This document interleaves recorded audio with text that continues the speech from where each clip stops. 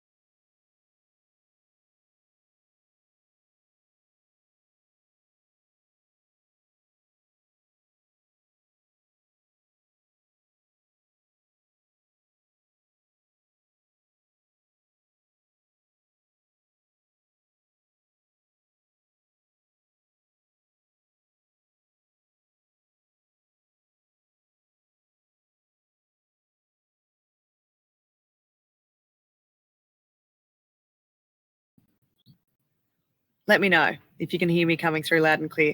This is the challenge of coming from rural Australia. I'm in a lovely south coast town at the moment. Good, you can hear me. Thank you so much for your patience with this. I love that everyone's just so familiar with internet challenges that we say, yeah, it's okay. We can hear you now. Thanks for the thumbs up. I appreciate it. Great to see you all on. And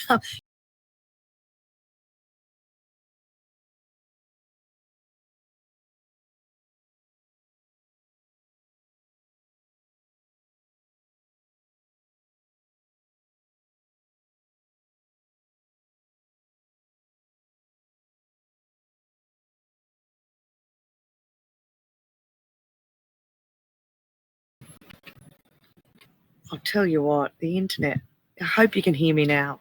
Hope you can see me now. I'm just going to keep trucking and we'll just persevere with it. How does that sound? Look, if you are new here, this technology can be absolutely brilliant, but if you haven't used it before, you might find that the internet's not working for you, or audio or visual or whatever it is. Run this little demo run test that I've just thrown on your screen, because that'll help clarify what the challenge is. And someone's saying you keep vanishing. Yeah, I'm sorry about that. I'm just going to persevere and hope that it all works. And I was hopeful that the internet would be really good quality here. I hope it's not my system. It is a nice backdrop here. It's a beautiful town of Narooma. I don't know if you've ever been to Narooma, but there's a gorgeous little island 9 kilometres off the coast here called Montague Island. And it's a famous sea lion colony, some beautiful seabirds out there. And I'm meant to be out there today bringing you today's Community Builders series. And, of course, we can't get out there because the seas are too rough. So I'm on the mainland, but delighted to be with you all anyway. And boy, do we have a guest for you today. We're heading to a wonderful little community called Sheffield in Tasmania, and you're going to meet one of the great characters of the community there. And it was interesting, we were chatting earlier in the week, and as is with all rural communities in Australia, and I'd be interested to hear from you, Kirsten, in Denmark and from others from overseas, there's a bit of a sense here in Australia that if you haven't been in a town 5 generations or so, you're not truly local. And our speaker today is someone who has not yet ticked the box of being local, but is certainly a community builder in our eyes. I wanted to recognise for a moment our wonderful sponsors. They are Holdmark. They are getting behind this initiative that supports small towns in rural and remote Australia in developing stronger futures in the face of adversity. And they're all about building communities themselves. Holdmark are transforming the urban landscapes, mostly in Sydney. They've got developments out in Mural in the beautiful sort of western green parts of Sydney.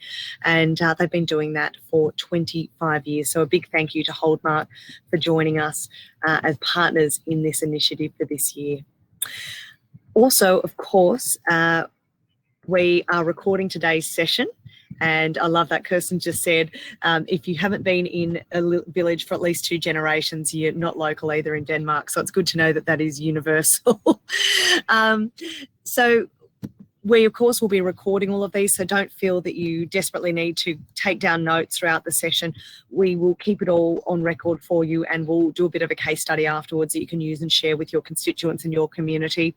Of course, we wish to acknowledge the traditional owners Australia-wide for their continuous connection to the land, and we pay our respects to elders past, present and emerging. Now, for those of you joining us for the first time today, I just want to give you a quick sense of what we're trying to do here. These are free webinars. They're live chats where we connect rural Australia, because we recognise that there are rural communities where people get stuff done. They see a challenge and they come up with a solution. They see that there's an emerging problem in a community and they say, what are we going to do about it? They don't just allow it to happen. And those people are community builders.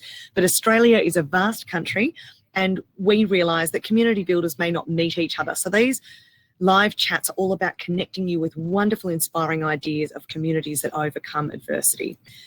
Last year we did 3 of these series and we looked at different themes. This particular theme is focused on small town reinventions, and it's a series of successful tales of creativity, collaboration and identifying community assets. What do we have that we could use?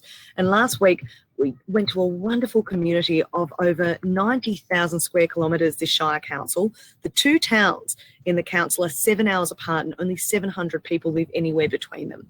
But this community is really embracing its community assets and starting to reinvigorate what that town stands for in order to be more attractive for new residents and for tourists.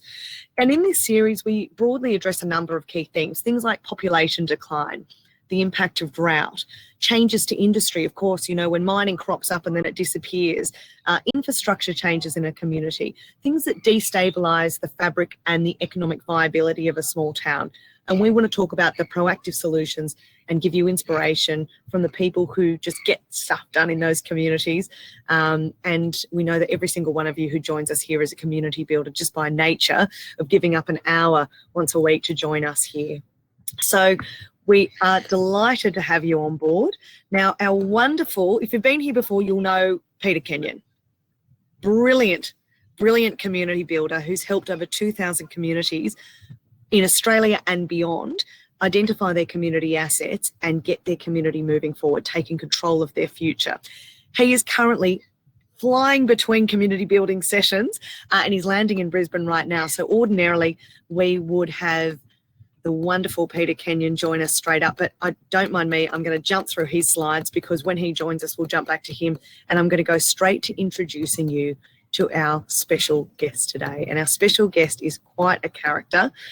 And we are very grateful to the local council who have joined us today to help provide the technology because our speaker today doesn't necessarily have a computer. Mark Beatros, welcome to Community Builders. And I'm going to ask you a series of questions here today. But first of all, can you tell us about the community you're joining us from, Sheffield? Where is it? What does it look like? What does it feel like? What has it been famous for? Sheffield, Tasmania, northwest, 30 kilometres south of Devonport, which is 150 kilometres or so south of Melbourne. It's where you get off the boat to see the rest of Tasmania. don't turn left, don't turn right, just go straight down, come to the Town of Murals. We are Tasmania's outdoor art gallery. We have the magnificent Mount Roland, and within our Kentish Shire, we also have Cradle Mountain. So Cradle Mountain belongs to us, and Mount Roland. So we are in the high country. We're 300 metres above sea level. We have snow. Every year we have snow on our mountain. Every second, third year we have 6 inches of snow in town. It sounds like a delightful location and the centre of your universe, no doubt now. But there was a time, the year I was born, I reckon, let's go back to 1985, when people didn't really come to Sheffield. They didn't stop in Sheffield, and Sheffield was not as thriving as it could be. Take us back to that time and paint us a picture of that Sheffield. In the middle 80s, I suppose the rural landscape Australia-wide was changing, but in the middle 80s, you couldn't get a cup of coffee, brewed coffee in Sheffield. The town, it wasn't dying, but it was in the doldrums. There's a strong agricultural and rural community around us, and it's been there for 7 generations, but there were empty shops. Real estate wasn't doing too well. It was very priced down. There were empty houses, and there were actually derelict shops and derelict houses in town. That was 1985. Now, you've only been in the community 35 years, so you're barely a local. But the community is made up of people that are very proud generational townsfolk, that are very much involved with the farming community. Today, the community of Sheffield is famous for its murals. How did the first mural come to pass? In 1985, there was a Four Corners program about a town in Canada called Chemainus, which reinvented itself by telling its history on the walls of the town. Many stories, basically a mural town, which is what where we got the idea from. 3 of the local people, movers and shakers in the town, liked this idea and called it a town meeting to discuss the concept of coming up with a mural concept for the town. Is this possible? Is it something the community wants to do? And from that, they came up with the idea, okay, let's paint a mural and let's see what happens. So they came up with the idea of, Gustav Weindorfer set up, I think he was the second national park in Australia. I think Kosciuszko was the first. But the Cradle Mountain National Park was set up and was the passion of Gustav Weindorfer.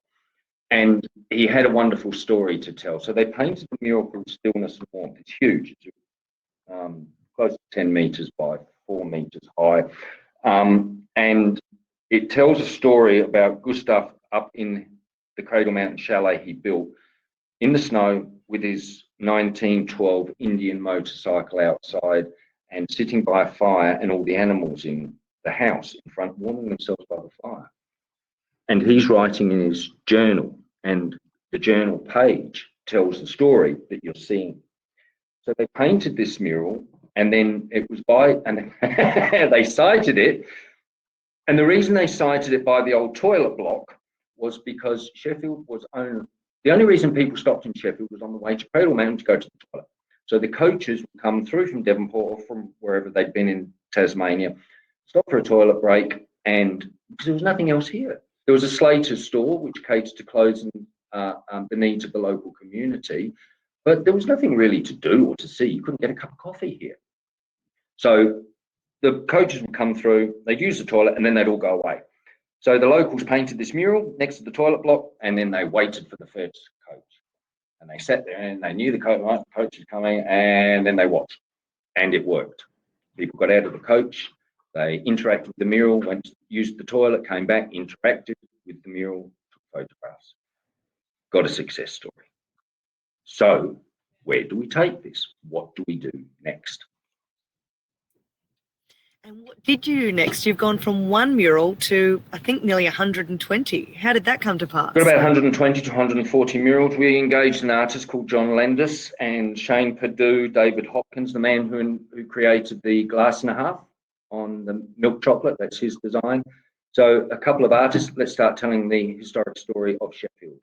So that's what we started doing, historic characters up on the walls, and the story of the history of the town. and it developed from there, and that concept became liked to a degree by locals.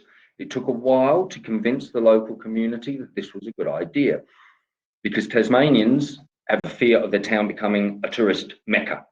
If you have a tourist mecca, it means you cannot park outside your newsagent, you cannot park outside your supermarket, and you have to queue in the supermarket.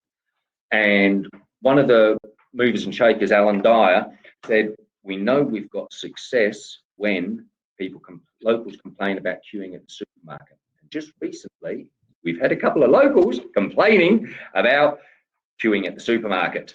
And I get complaints about parking in the main street. Brilliant, we've got a success story because we have people. Fantastic. Mark, we often talk about on this program, when you're a community builder like you are and other movers and shakers in the community of Sheffield, you will come up against adversity, and you will come up against members of the community who like it the way it was and they don't want it changed dramatically. What is your advice for other communities that have a big, bold idea like becoming a town of murals, but they're being shouted down? What's your advice to them? Form a committee and do it. You're going to have adversity or objection no matter what you do. The only inevitability in life, there's a couple of them: change, taxes, and death. Full stop. The world is changing, but the idea is to take that change and direct it in a positive manner. By your community does this, and you direct it, the energy, in the direction you want it to go. I don't want us to be a tourist mecca. I want people to dribble through, move through. We have 10 festivals a year here. So people come for 1, 2, 3 days, and then they go away again. We don't have neon lights. We've got council to create bylaws so we cannot have mass development by Woolworths or Subway. We don't want them here. But you're going to get some sort of adversity from anybody and everybody. It's a new idea. I don't like that. We can do it better. The secret is you create a strong committee and you just do it. If you can get your council on side, that's the other important thing, is to get your council on side. It took many years to get Kentish Council on side with this, but we have, and in the early years, they weren't in favour of it. It costs money. And if it costs money, it means people's rates go up as well. So you're looking at a pecuniary interest here as well, especially for people on low incomes who own real estate. Well, your rates are going to go up one degree or another. But so the work is not your council's responsibility. It's up to your business community and your community leaders and community members to deal with this. Mark, you've just said something that we talk about so frequently here on Community Builders, and that is not waiting for the federal government, your state government or your local council to take charge of the change, and actually making it happen from within the community itself. I'm curious to know, how have you balanced this artistic presence Sheffield has now? And by the way, I have to tell you, I love the tagline, "Forget Mona." I think it's brilliant. For anyone who hasn't been to Tasmania, there is a very famous contemporary art gallery in Hobart, and even getting there is a journey. You jump on a boat and it's a beautiful experience, and it's one of the most impressive art galleries in Australia, really. But these guys are saying, forget Mona, we are the town of the arts here in Sheffield, come and visit us instead. But my question is, how have you balanced the artistic future of the community and then the tourism angle there with the existing rural reputation? How have you balanced that, or have you? It has just happened. We're surrounded by rural farms that are working farms. Well, I mean, we have one of the highest rainfalls in Australia and some of the best soils. So we have seventh generation family boys. When we have a steam fest, I've organised seventh generation boys to come and cart the hay and to stook the hay at the steam fest event. And they live on farms that have been in the family for 7 generations, and the farm carries the family name. We still have that because it's such a beautiful place to live. People don't want to leave here. What we've done in the town is we've put the murals up, and what I see it as is a low-key sustainable tourism. We put pretty pictures up on the walls and people come and see them. It doesn't cost you to see them. Every 2-bit town you go to, it's $1 for this, $2 for this, $10 for the family.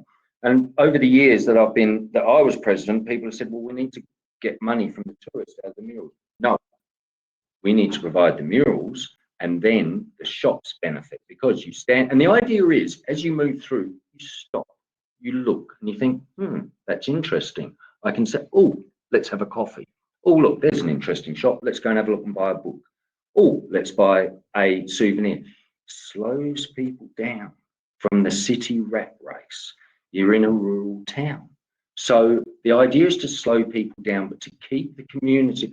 I'm totally selfish. I just want to live in a town with pretty pictures and pretty flowers. So that's why I got involved. Basically, I'm a second-hand dealer. I don't care what happens economically. The stuff I sell now, I'll just sell something different. It's okay for me. But if you've got a coffee shop, you need people moving through. And now we have 4, 5, 6 coffee shops, 5 coffee shops, and another one opening. This is incredible. And for coffee. Just such a brilliant, simple initiative that costs so little to achieve and has made such a dramatic impact to your community. I want to ask you in a moment what the actual impact has been, but we've got a question here from Kirsten from Denmark, who says, what exactly, like, do you have rules around the colours of the paintings and what people can paint? A few years ago, someone was going to put, there was no rules a few years ago. Someone threatened to put up a nude. And it was a sketch. He was a gossip monger anyway. Put up this nude, but it was a beautiful nude. It was a Rembrandt. It was a Rembrandt copy, and it was going to go up a driveway. But a big hullabaloo happened, and so there was a meeting happened, and the fear was that people would put up nudes and swastikas. And I don't know why anybody would do that to their building. So what we did was we created a Public Arts Committee Kentish. So we have a committee of local members and artists who then, if you want to put a mural up, and if it's visible from the footpath or the road as a picture, it's community art. So it has to go through the PAC group, which is this committee that says, yes, we like this, we like that. And can you maybe change this a little bit? There are no rules about colours. I don't think PAC has said no to a mural yet, because if you're going to put a mural up, you're not going to do something offensive. We have a semi-historic town, but we're not really a historic town. We're a heritage town. Most of our historic buildings burnt down. Buildings in Tasmania burn frequently because everybody has open fires. So the town has changed, and towns evolve and change with time, especially if you live in a town or an area with timber buildings, as we do. So it's up to generally to people to do the right thing. And of course, people are going to do the right thing. They're not going to put a stupid mural up. Tell me a bit about your personal involvement now. What is your responsibility with regards to this mural town? Well, nothing. I've just quit. I've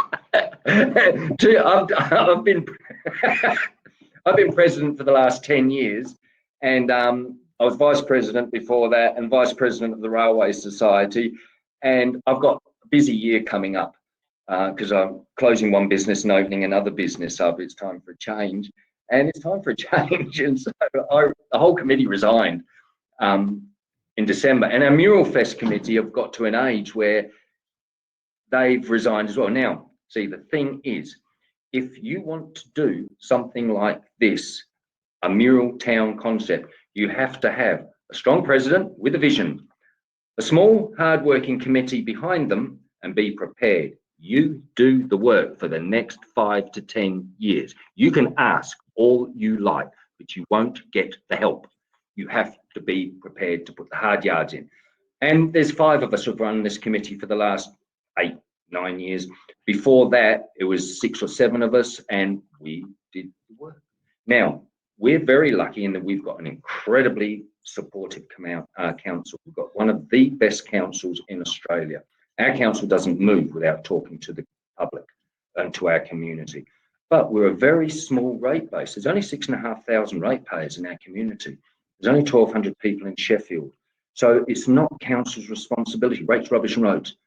And if we put too much strain on council finances, our rates go up, and then our state government will start saying, you've got to amalgamate. No amalgamation here. It's not going to happen.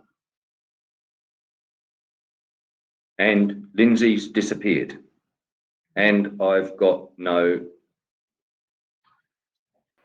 Are you there? Mark, Peter Kenyon, good to see you. Hello, Peter. I have been listening, and certainly it is an exciting story. Mark, can I ask you one thing? One of my favourite murals when I ever come to Sheffield is that one where the person's staring through and talking about, I think it was the shop where someone, Mr. Coles, went to get him to invest in his son's new business, a new way of retailing, and they rejected the idea, given the fact that the very first Coles store was just up the road. Do you want to tell us about that mural? It's a great story. It tells the, like you say, it tells the Coles story, and his son went to Melbourne and opened up the first Coles. I think they were a 2 and 6 shop or 1 and 6 shop. Everything was either 1 and 6. In the end, it went to, you bought the saucepan for 1 and 6, and you bought the lid for 1 and 6. And so, but it was a concept of the idea of a supermarket. Now, Coles went on to big and great things because they offered it to the Slater family, and would you like to come in with us? And they said, no, thanks, we actually quite like the way we're retailing now. Now, Coles did go on to bigger and better things, but G.J. Coles and Co. no longer exist. They are now part of an American multinational conglomeration, and Slater's is still in the same family, in the same spot, 120 years later. So I think both were success stories. Right. And Mark, the thing I love about you is you're just passionate about Sheffield. Can you just share with it, how important is it that local people take responsibility for their future? So many of our towns are still waiting for the cavalry to turn up from Canberra or Sydney or Melbourne or Hobart or whatever. Sheffield's been one of those places. Back there in 1985, saw an idea and you drove it. Why do you keep believing in these towns like Sheffield? What is it about that town that really turns you on and makes you do it? And what's your message to other people about taking responsibility for their future? Cavalry's not coming. There is no cavalry. If the cavalry does come, your taxes go up, your rates go up. If you want, we live in a beautiful part of the world. We have an absolutely magnificent mountain. We're surrounded by mountains. In winter, we have snow. We have lots of rain. I mean, it's been pouring with rain today and it's freezing cold. The tourists are absolutely aghast, especially the ones from Queensland. But if you want your life to change, it's like your personal life. You take control yourself. There is no cavalry. You need to get a small group together and you have to say, we're going to do this and we're going to do the work. That's all you can do. Yeah. And you, Mark, in Sheffield, are part of this Kentish Shire, and I heard you talking about the attitude of the council and their positivity to where things are going. You also have a couple of other little towns nearby, Wilmot and a place called Rowland, I can remember was a cement factory town. What's happened there? I mean, they've looked at Sheffield, they haven't gone down the Mural line, but can you tell us about what they have done? I mean, they've also embraced the arts as a way of kind of like creating what's special about them. We see ourselves as an art community, the whole of the Kentish Shire. So Wilmot, who just recently won the Tidy Towns competition, we won it in 2015. We won the national title, actually. Wilmot have just won the state title for, and Tidy Towns is based on Tidy Towns, it's based on strong community building. So Wilmot has come up with the idea of the letterbox drive, and people have these fantastically adorned and creative letterboxes outside their properties. So you drive along and you stop and look at the letterboxes and I suppose deliver letters to lots of people, give them postcards. Railton came up with a concept called the Town of Topiary. And so there are various toparied animals, a train, some dinosaurs, a couple of elephants. Now, elephants, why elephants? And we also have, Sheffield also has a couple of murals in Railton that are ours because of the elephant story. Because a circus came to town and they raced elephants down the main street of Railton. So there is an elephant, there you go, there's the elephant. So we have an elephant theme, strangely enough, in Railton. And there was a race with elephants because Railton has really wide streets because it was designed for the bullock drays to be able to do a semicircle, a U-turn, just like King William Street in Adelaide. Yep. And what about Wilmot? What's their story? Their story is a similar one. There you go. There's their letterboxes. They came up with a letterbox trail concept. So people decorate their letterboxes out. Now, these are all rural properties we're looking at here. So the letterbox is hundreds of yards from the house. So out on the road where they get their RSD mails delivered to, we have these beautiful letterboxes. And there's a TARDIS, there's a Doctor Who Dalek there, and there's a couple there I actually haven't seen before myself, but the Yellow Submarine there, and these are absolutely beautiful. So what they're doing and what we're doing ourselves is this is low-key sustainable tourism. People are driving past anyway, so what you're doing is the people are slowing down on backcountry rural roads, looking at something, hopefully keeping their eyes in the rear view mirror, photographing, moving on. But it slows them down and helps wash the dust of the city off their souls as they drive. And there's no neon lights, there's no glitz, there is no fee. It's just art for art's sake. And that's one thing that I think is important. Art is for art's sake. And it's there to create thought in people's minds. And how do I relate to this picture? And that's what Sheffield does. That's what Wilmot does. And of course, we have part of Sheffield Inc.'s job was to help other towns set up a mural town. And we've sent packages out and brochures and things this is how we did it. It's something you could try yourselves because they've asked us. But like I said before, the people that put the plan together, you've got to be prepared to carry it through for 5 years and try and bring people into the fold and work with you and do the hard yards. Mark, going back to 1985 was when a group of locals saw that program on that place called Chemamus in Canada. I've had the opportunity to visit Chemamus probably 4 or 5 times, and boy, they have done it well, and they kind of like claim to be the first kind of like real mural town on the planet. But I need to say, Sheffield's even done it better. I mean, I am constantly amazed whenever I come to Sheffield to see where you've taken it to and the way that's kept evolving. I wonder whether you might just bring your thoughts together as we come to the end of this segment to just share what, from your point of view, has made it work so well in Sheffield. What are the ingredients? Can you give us that summary as we pull it together? Why has Sheffield, in my opinion, probably the most successful mural town we now have on the planet? What you've done with it, its quality, it's impacted on your tourism, on businesses like your own and whatever so well, and it's given people a chance to really express their pride in their heritage so well. Well, what have been to you, as someone who's been so passionate about it, do you think are the critical ingredients that have made it work so well? Because we have taken control of our tourism industry here, if you want to call it an industry. The idea is that it has to work for the locals as well. We do not want the neon sign.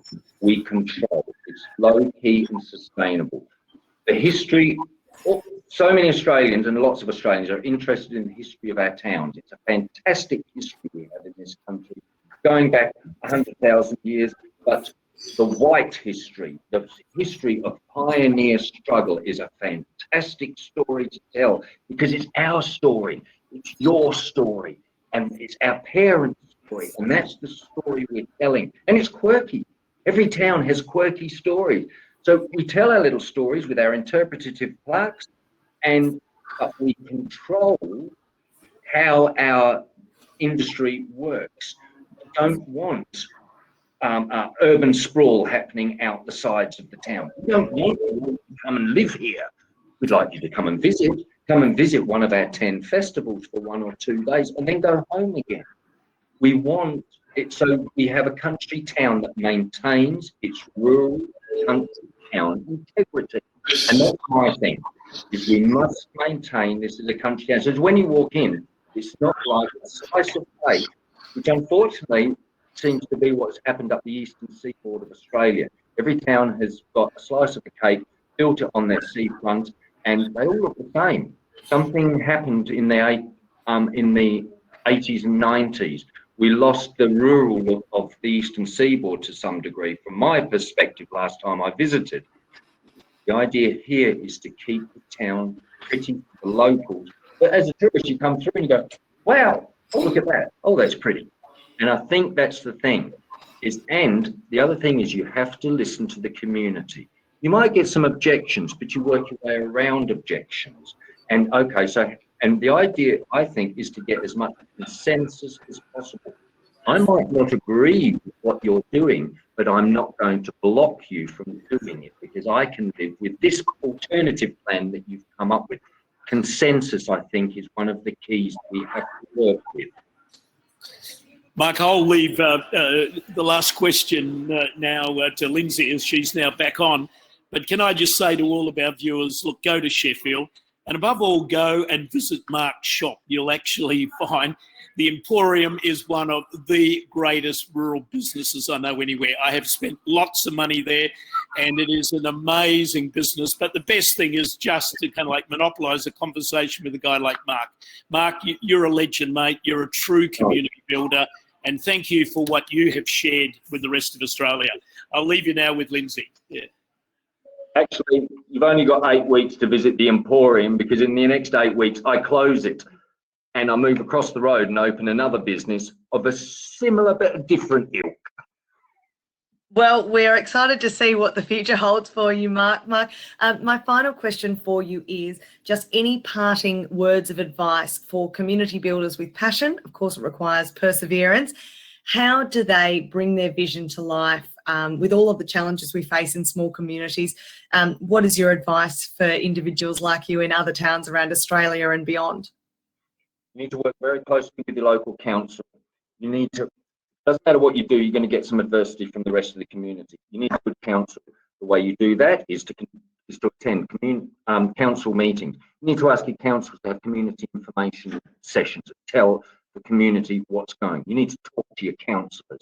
You need to have council on side, and the councillors work for you.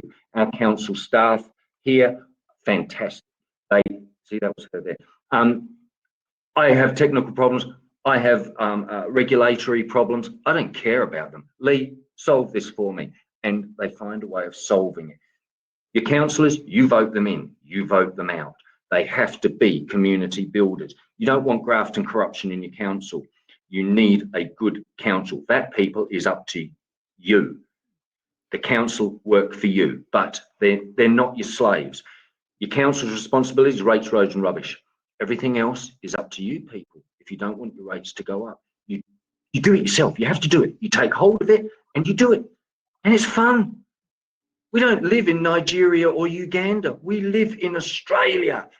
It doesn't matter what you want to do in this country. You can do it. There is a support network there. And if there's not, you create it. It's up to us. It's all up to us. Or it's up to you people. Well, Beatrice, I've got to tell you, I love these weekly catch-ups, and you're certainly one of my favourite guests that we've ever had. I'm so inspired right now. What a brilliant character you are, and what a wonderful example of a community builder. Look, we've got a little tradition here because we're not in a normal room where we'd be face-to-face hearing your story in Sheffield or, you know, in a major city hearing from you. So we can't clap the way we'd like to clap normally, but we can because we've got emojis in the chat section, and Lee might show you on the side of the screen. Everyone right now is doing a couple of applauses on the screen. So, and we've even got a little party popper here as well. It's really weird because I've never touched a mobile phone and I've never touched a computer. I've got no idea what all this nonsense on the side here is. Well, I'll tell you what. Oh, no, we love it. I'll tell you what, there is nonsense and there's technology that's irritating, but this technology is great to bring us all together. And we got to introduce you tonight to 300 of our wonderful community builders. So thank you so much. And we look forward to hearing about the future developments, and we'll all be booking a trip to Sheffield soon. So, ladies and gentlemen, as you know, with our normal sessions here, we will often at the very start hear from the wonderful bank of ideas brain that is Peter Kenyon, who you've just had on here a moment ago. But because Peter's in transit, getting from one community building initiative to another, we're going to flip it on its head today. And Peter, you're going to take us on your journey now, discussing today's topic about those positive and magical impressions that occur through art and sculptures. So I'll leave it to you. Great. Thanks, Lindsay. And look, welcome everyone. Today's an exciting day for me. This is the first time in 12 months I've been able to travel interstate. And I had to fly out and I had to come. I'm on my way to Sydney to run a workshop, but I had to go via Brisbane. The only way I could actually hope to create this hour to be with you, I need to find that the Qantas flight was an hour and a half late. So that's why I am late and had to rearrange the program.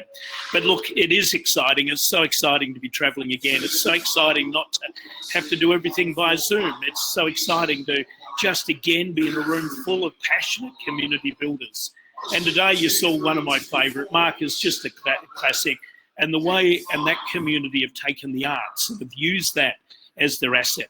And I suppose today, again, I want to just share perhaps a little bit of a smorgasbord of other examples that I'm finding in small country towns where people have taken the art. And you can see three of my favourite up there, you know, these three small little towns and what it's actually done for them. You know, Wadena and Kimber, both on the Adelaide to Perth run across the, you know, when you come across from Perth, these are two of the first towns you'll see.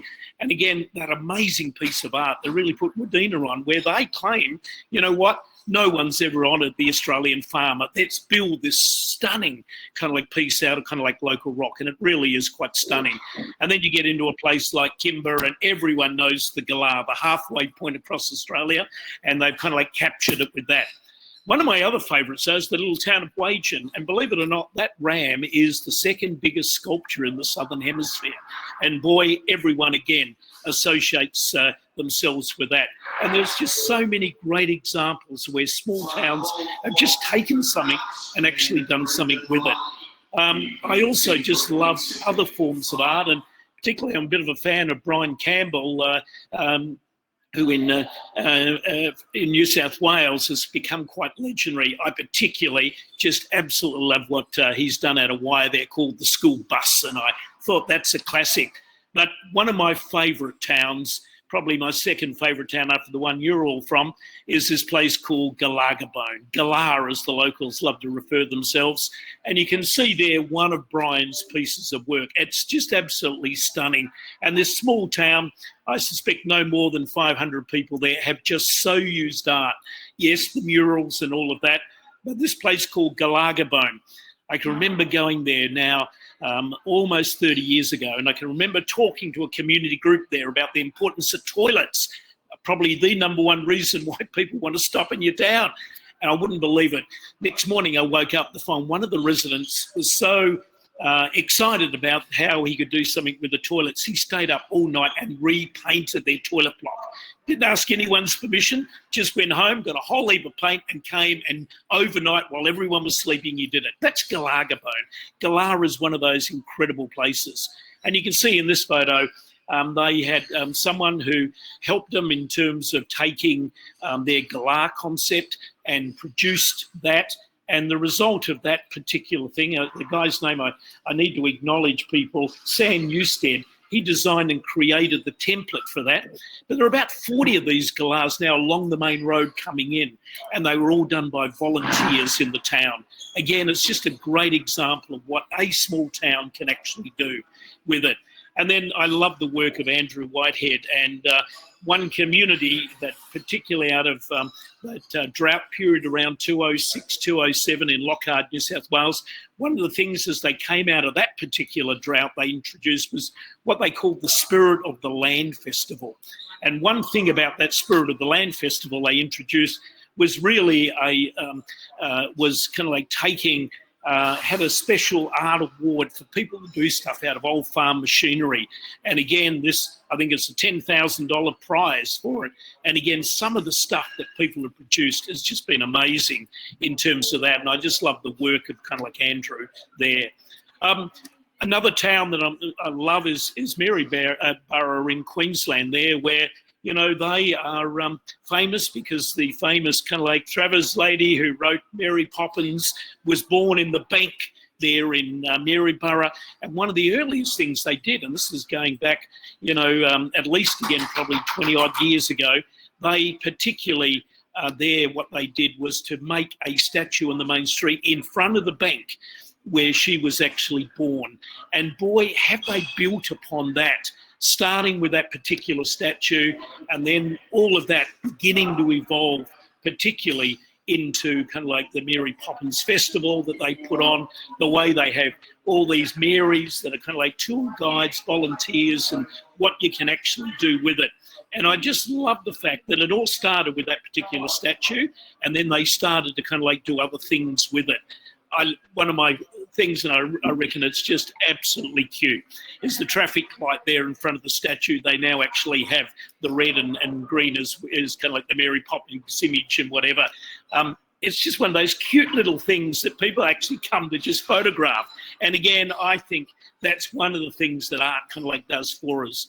And one of their latest initiatives is where they've taken that bank where she was born and they've now turned it into this amazing interpretive centre that they call the Story Bank.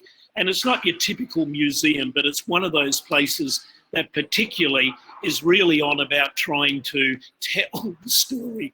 And what I love is that they have all these volunteer storytellers, and it's just an amazing kind of like addition.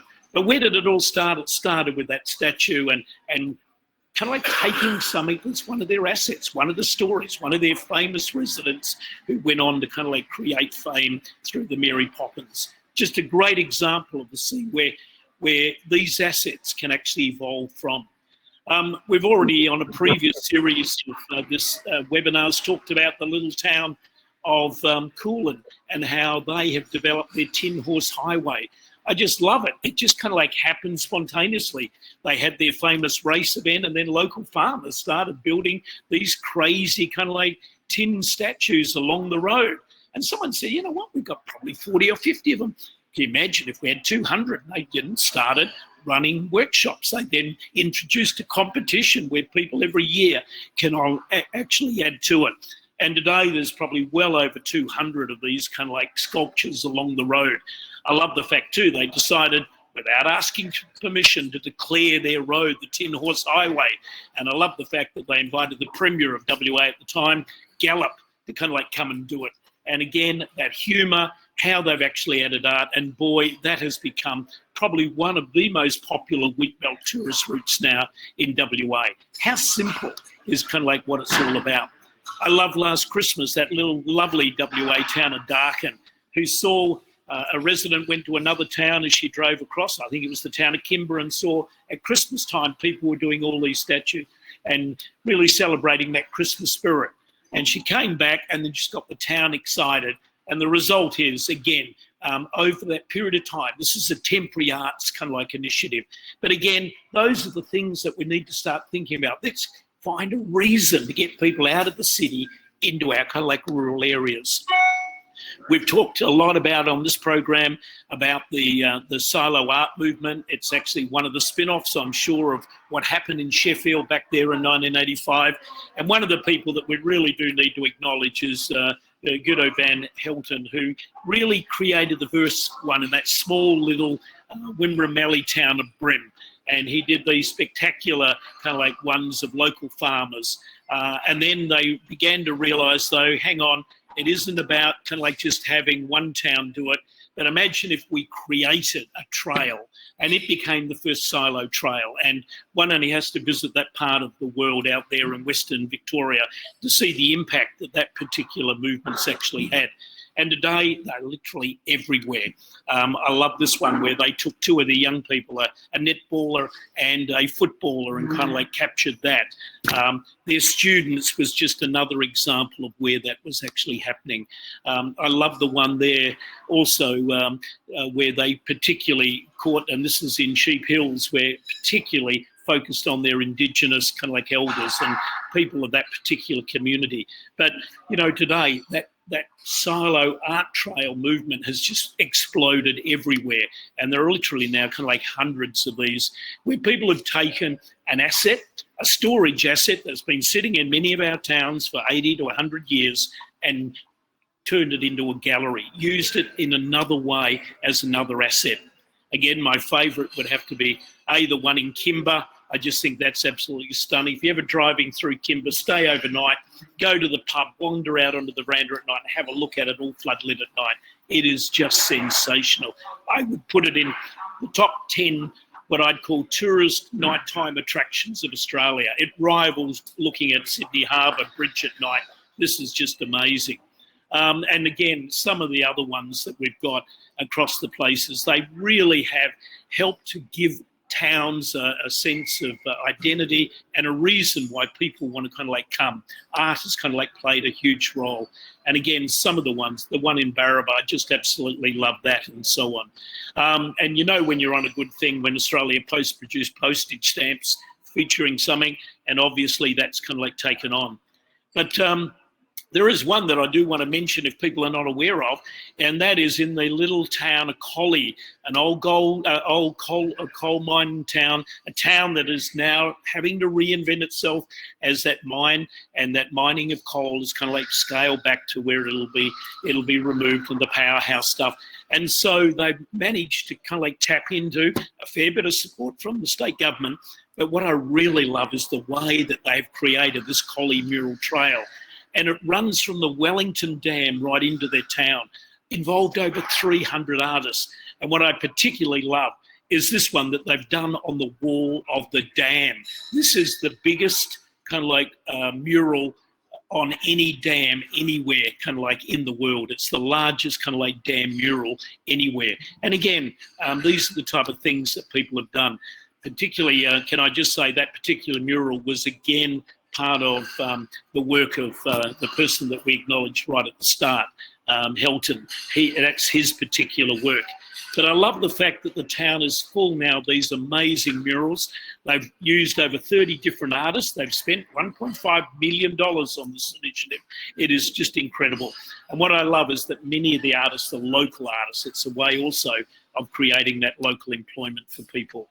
And so we finish our story, and we've come to Railton, as Mark kind of like shared. My memories of this town is that it was a cement factory town. They looked up the road, they saw what Sheffield was doing. They said, you know what, we don't want to imitate Sheffield. What can we do? And again, local driven, local kind of like community builders have created. And again, it's not just Sheffield you've got to visit. Don't miss Railton. Don't miss Wilmot. They are two stunning kind of like little towns. Those three towns in the Kentish Shire are just amazing. So there we are, Lindsay. Sorry it's a bit rough. Sorry for all the images. Sorry I happen to be in the Qantas Club in the Brisbane airport. It's so bad and all the noise. But as I said, I'm excited to be out there again on the road and interacting with people who really want to turn their towns upside down. Great to be with you again, Lindsay. Go well. It's been a great session, Peter, even with all the chaos of technology and challenges in rural Australia. And I love that we had Mark Beatros on, who doesn't own a mobile phone, has never used a computer, but what an amazing presenter today. I just thought he was an extraordinary guest to have on, and you, as usual, have brought so many wonderful ideas. And all of our community builders in the chat are jumping on at the same time saying, you've got to see the silo art in these communities, and you've got to see the murals in Benalla. So there are some wonderful examples, and I think if we could measure the success of this community building network that we're creating here or trying to create, it's that you appropriate each other's ideas and you put into place simple things that are inexpensive, using community assets that maybe you've become blind to because you live there, and start to really turn your town or amplify the assets of your town and turn it into its fullest potential. We're getting some beautiful comments here down the side. Thank you so much, John and Nikki and Michelle and Sharon. Peter, we've only got a few minutes left and you're jumping on another flight to go and help another community. But could you tell us quickly, we're off to a town called Donald next week in Victoria, and we're meeting someone who you greatly admire as a community builder called Pickles. Yep, Look, Pickles is another mark that you had today. You've got to meet Pickles. You've got to be on next week. He certainly is, again, another one of my community building heroes. I first met him almost 30 years ago. He ran the menswear store in in Donald. He probably never left the town except to play football against another place. He is a Donald man. He loves Donald. And when you drive into this town, you know it's kooky. I mean, they got the big sign, welcome to Donald, and underneath Duck Country, welcome to Donald Duck Country. And next week, you will hear from someone who has really reinvented, again, that it's a Western Victorian town out there where obviously agriculture's been in decline. And what they've done is demonstrate you can be anywhere and do some of the most innovative enterprise. They kicked off by turning their unused abattoir now, into a biscuit factory. But wait till you hear all the other things they've done. It has been amazing. You can't miss next week. And you can't miss my mate, Graham Pickles Harris. You will love him. He has got the driest sense of humour you've ever heard. Go well, Lindsay, and look forward to seeing you next week. Thanks so much, Peter. We've just had a comment in the chat about where can you see these. We're actually building a new site because there's so many great case studies now that the video is not enough. We want to capture all the links that we've been sent through the presentation itself. So we're building a new site. I've just popped the link in, but I'll do it again now. And we've put 3 of the case studies up, but we've got about 40 coming. And they're the stories of just these brilliant community builders that we have the honour of interviewing and extrapolating the story for you. We've got the stories from Dampier, Dubbo, and there's another good WA story up there at the moment, but we're going to put a lot more up there in the next couple of weeks, just because we know you love these resources and we want to make them as rich as possible. So lots of hyperlinks to assets they've used, the video of the interview, and a case study that we've written as well, so you can share it with people in your community and inspire them as well. We just love having you all on here, and we also would encourage you to join our Facebook group. I'm just going to quickly grab the link if you can bear with me. And while I'm doing that, a friendly reminder, if you are a primary producer or you know primary producers, please encourage them now, while seasons are better than they have been for most of Australia, to enrol with Rural Aid. And that just means that should times ever get tough for them, we can help them out with counselling if they need it, very private, very confidential, expertly and professionally run. I've used this service myself with primary producers I'm aware of that have been through tough times in the last year. Extraordinary organisation for that reason, but they also help out with financial support. They delivered 1 million litres of water recently to a community in Queensland that required it.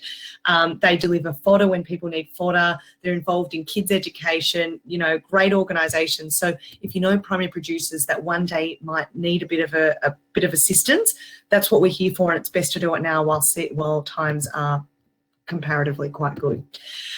Also, if you want to support Rural Aid in an easy way, you don't have to, you know, do anything extravagant. You can just support these companies that already support us. You can buy your honey through Capilano.